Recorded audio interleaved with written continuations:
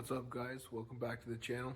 Haven't filmed in a while, but had some life issues, needed to get some things together. YouTube just wasn't the focus for me, even though I do enjoy sharing the content, trying to show this off with you guys. But still building it, still going. Had a lot more progress than the last time you guys have seen it. So the motor is completely back together. Added the center bar, new suspension already, new kickstand, new front forks, 2 different sets of handlebars. This thing's been going. So yeah, I haven't been filming because it's just been too much. You know, I've been doing this for like 30 minutes at a time, like one time a week. You know, it hasn't been a main focus of mine, but I do still like working on it from time to time, you know. It's looking a lot better. Not a huge fan of those handlebars. Soon I am going to be cutting those down, shortening the center bit there like 2 inches to match these ones. So these ones didn't have the drop that I liked. They look good, just didn't have the drop that I like. But these ones have the drop. They're just too wide. So gotta cut those down. We're gonna figure out how to do that. In the meantime, now I'm on the shocks now. I got these ones off of Amazon, cheapest ones I could find that would fit. They were 350 mil to try to pair the front to get this back piece level. I mean, it's on the stand now, so it's kind of hard to tell. But this would droop with some of the other ones that I got. But these are 350 millimeter, perfect for what I'm looking for. That pair up with the EBR forks, so nice. Speaking of these forks, I had these shipped in from France, I believe. No one in America was selling them to fit the Sachs. We just don't build them over here in the States, so kind of hard to get parts for them. Had to pay quite a bit of money for it. It's a little over $350 before shipping. But they're here. They look great.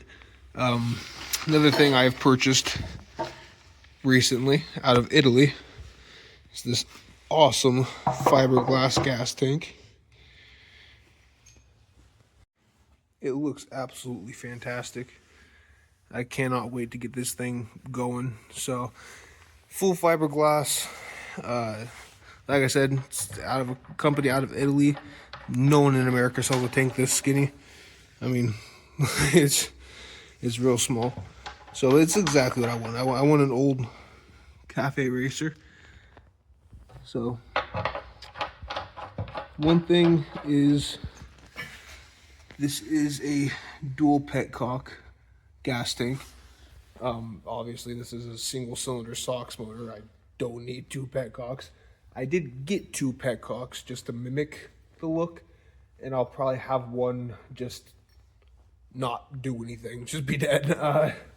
But just to clean it up, just so it looks normal. But yeah, cannot wait to get this thing going. So, but like I said, today we are going to be focusing on the shocks. I got them off of Amazon, like I said. They are not the right size. So I originally got these. When I say not the right size, I mean right here. That's, yeah. So I got these, which are the right size to fit the bolt. These fit the old shocks, but with these new shocks, they're just too big. The hole's too big, or too small. But I did luck out. I lucked out. These are the OEM ones off of the original Sachs shocks. Okay. These are the ones that came out of this shock. Nearly identical. So I got extremely lucky on that. Going to be reusing those today. I'm going to show you how I'm pressing them out and refitting the old ones. It's a little bit of a pain in the butt, but if you have the right tools or the wrong tools, it's pretty simple. So I have been using the socket and this little extension, tiny little extension. Stick this through one end. It's tapered, perfect for it. This fits just over the rubber. It does not touch the metal. So I want that specifically to hold the rubber bushing in. so that I don't damage it, hopefully, and I don't push it out. So that's the goal. Okay, so what I am doing is putting the extension through the bushing. See, just touching the metal. This side just touching the rubber. So I'm using the vise and just clamping that shit together. So I'm just slowly cranking it down. It's not going to pop out or anything, so the extension is long enough that it's going to bottom out before it pushes the metal bushing all the way out, the metal spacer. There we go. So that right there is where that extension bottomed out. Oop, it is almost completely out already. So with it being this loose, typically you just work it back and forth. Of course, the one that I'm filming gets stuck. I can't get it out with two hands. No problem though, just on the flat part of the anvil, not the anvil, but on the anvil portion of this. Just gonna hold it down. Boom, sitting flush. Pop that out. No way I can't wiggle it out now. Look at that. Popped right out. So to get these other ones in, I'm basically going to do the exact same thing, just the other way around. So I am going to try to lube it a little bit, and we use a little bit of water, maybe a little bit of soap. I'm assuming it's going to be pretty tight because those are tight getting out.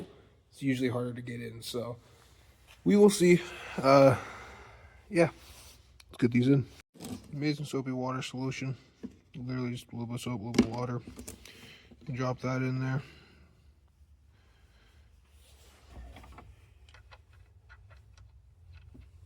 Let's get this over the hole. Okay, I'm doing my best trying to film this here. Really hard to do with one hand, so I just got it in there. And yeah, that soapy water definitely helped out. So, looks like it's bottoming out there. Let's see.